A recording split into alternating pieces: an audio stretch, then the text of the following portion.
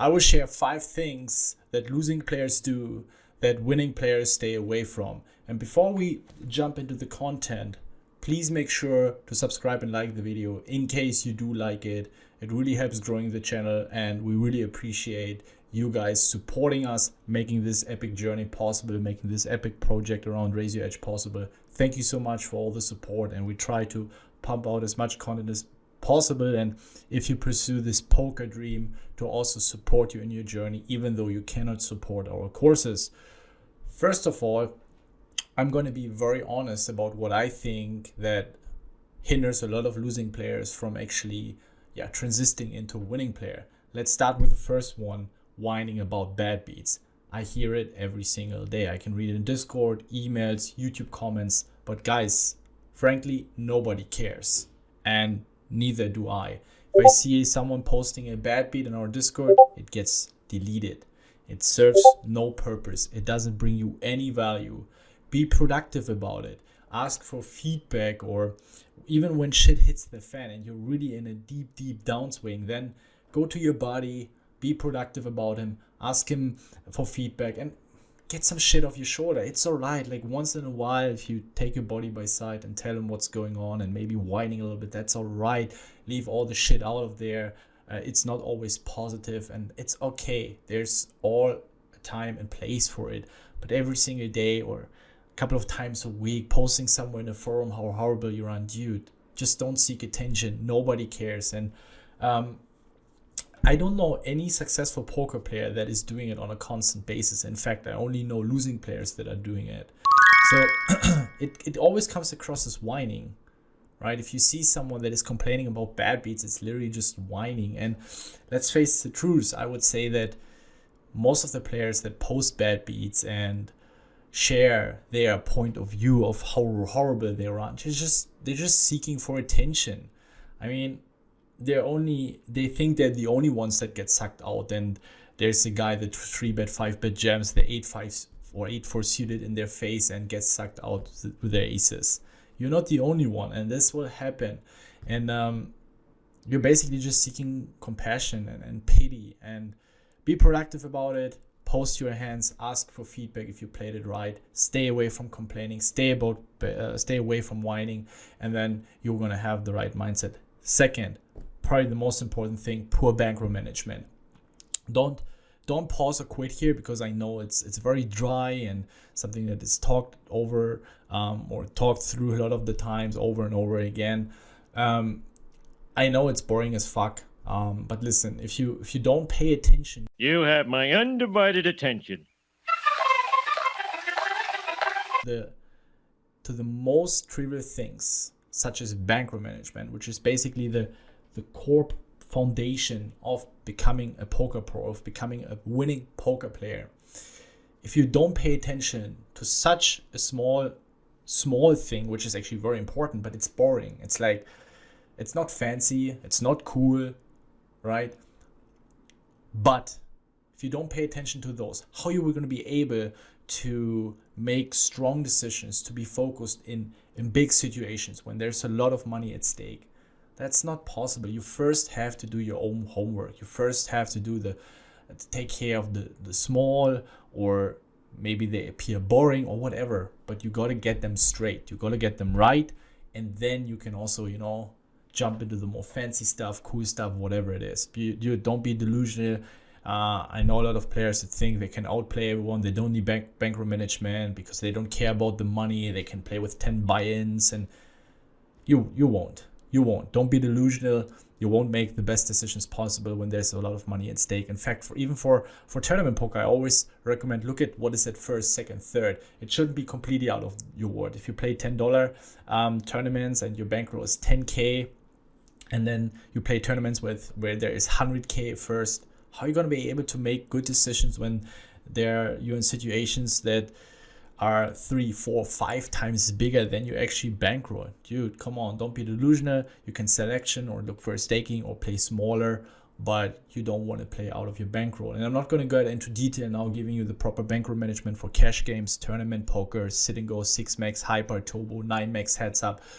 This is topic for a different video. You have to make sure that the format that you are playing, that you get the right bankroll management, and it depends on so many different variables. So I will not break down the proper bankroll management here. If you want to learn more about it, join our Discord and we can help you there with the proper bankroll management. I can also make a different video for that. But for now, there's also so much stuff in the internet. Just Google it. There's so many forums and threads about it. You will find the right guidance for the format that you are playing.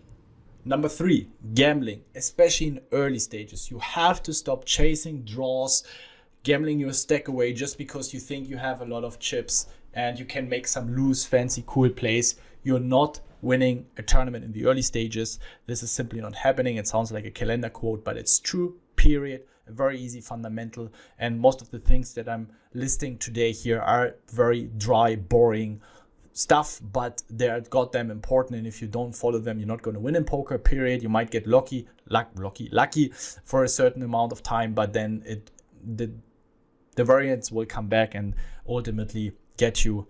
And or not actually the variance will get you, but it's just your poor strategy, your gambling attitude.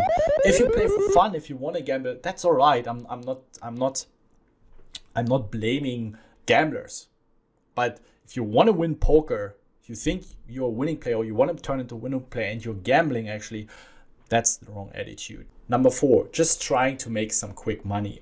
I understand that playing poker is cool and living this poker lifestyle and being your own boss and being free is the dream of many. However, it requires a lot of effort, it requires a lot of sacrifices and hard work, of course. And if you're just in to make some quick money, you're already lined up for failing. And this is something that you should eradicate out of your vision. That, let's say you want to buy a new phone and just let's try to play a tournament and make some money when basically the iPhone in this tournament.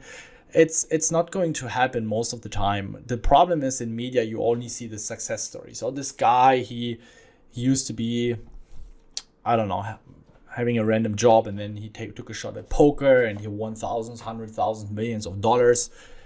This is just a tiny fraction of all the people that you can see. You don't see the stories of failure. Nobody wants to talk about it. So don't be delusional. Always remember, for each of those success stories you see, you can multiply it by 10, 20, 100 of those kind of people that actually have failed and have lost a lot of money, and maybe not even lost a lot of money, but also have lost a lot of stuff in their life, like maybe turning into addicts or just some very horrible stories. So always make sure that you have a clear vision, you have a clear goal, that you know why you want to play poker in the first place. And it is just this making a quick dollar and buy a new fancy car or watch or iPhone. You might get lucky, but very likely you get hooked and you want to win more, and then eventually you actually start losing everything. And I can tell that based on my experience, that I've received a lot of messages, hey Ben, I won 5K and then I lost everything again because I thought I'm good. So most of the players, they're just not capable of stopping. That's what so many casinos are taking advantage of. Be smart about it. They know that if someone has a lucky streak at roulette or blackjack or whatever, they are not capable of stopping. And the same applies for poker. And then they keep playing and they lose it all. And of course, money is the reason. Hey, don't get me wrong.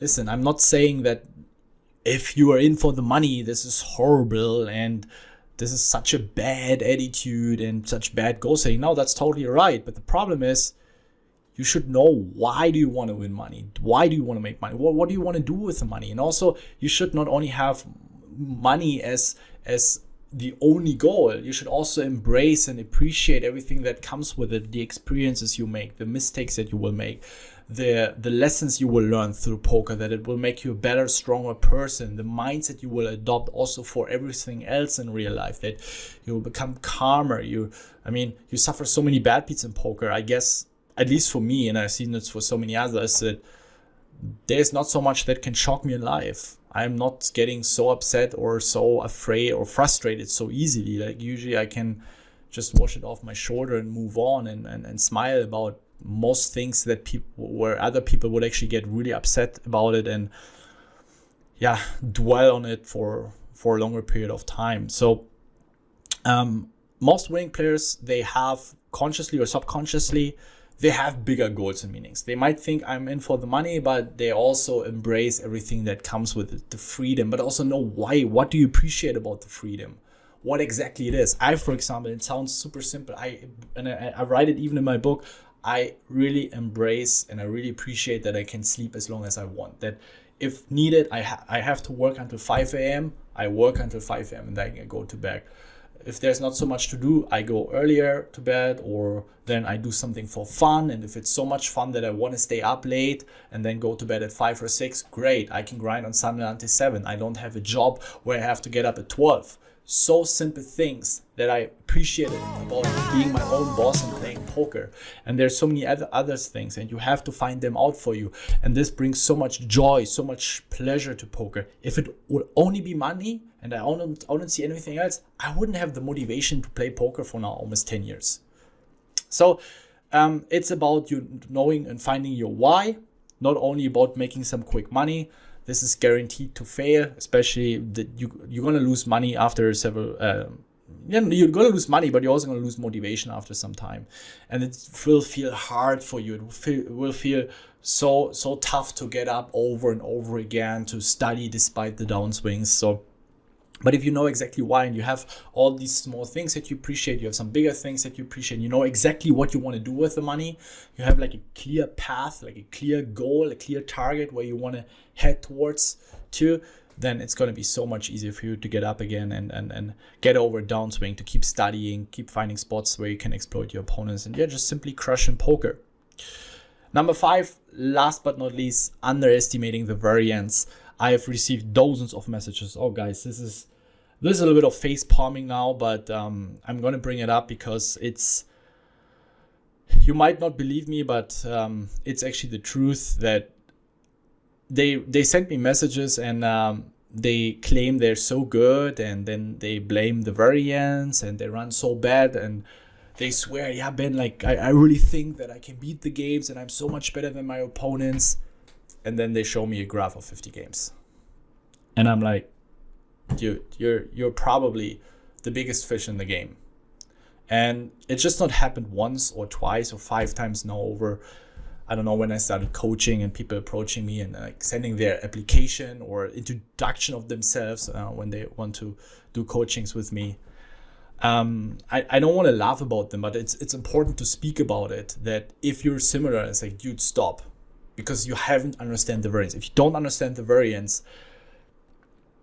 poker is nothing for you. Or you have to educate. You have the goddamn responsibility to educate yourself what means variance. It means that you can run horrible for hundreds and thousands of games despite of playing good. You can also run good over 10, 20, 50 or 100, 200 games and make money even though you have a poor strategy and actually you're a losing player, and then after a while you're going to lose everything again.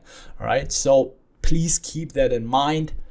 These are my 5 tips, and I always say, if you don't have a bankroll management, if you don't understand variance, and if you gamble, then these are basically the 3 core things, like technical aspects that you need to have in order to succeed in poker. And then of course some mindset tips, such as a proper goal setting, a clear vision, a clear path, and of course not having this gambling attitude, having a long-term profitable strategy, being patient. These then of course goes hand in hand, but it's mandatory, it's a necessity. Otherwise, don't be delusional, you're going to lose a lot of money. And if you want to gamble, if you want to have fun, hey, it's a great game. I don't mind, and I really hope that this is a wake-up call for you in case you have been losing so far. And if you have anything else to add, let me know in the comments. What do you think? What else needs a winning player to have in order to succeed, and what separates him from a losing player? What is he doing better than losing players? Let me know in the comments. I'm curious to read, and then see you guys and stay strong.